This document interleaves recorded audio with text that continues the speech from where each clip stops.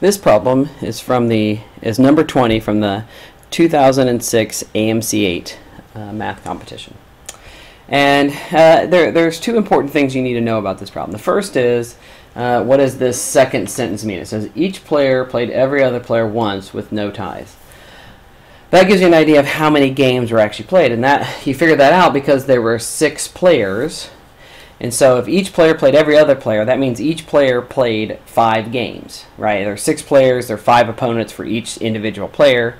And so you may think that means there were 6 times 5 games that were played, but you actually have to divide that by 2 because, you know, if Helen, in her 5 games, she played Ines, but in Ines' 5 games, she played Helen, and so this game, Helen versus Ines, was counted twice.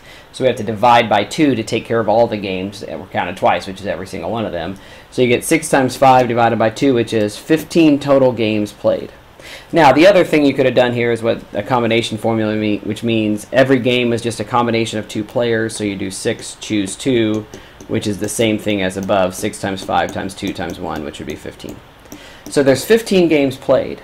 The second important fact, and this is something that comes up in quite a few different settings with these kind of tournament problems, and that is the number of games played is equal to the number of wins or the number of losses.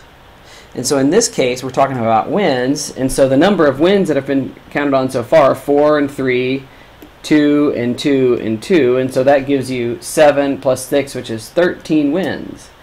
So 13 of the 15 games have been won as shown, which means there are 2 left over of the 15 games for Monica to win.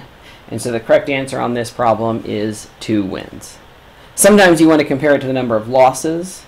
When you do single elimination tournaments, there's always the number of games played is always equal to 1 less than the total number of games, or total number of teams, because each team loses once.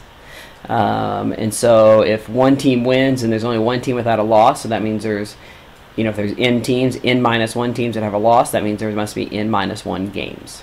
So same kind of concept and idea here, except that this one's a little bit easier to apply.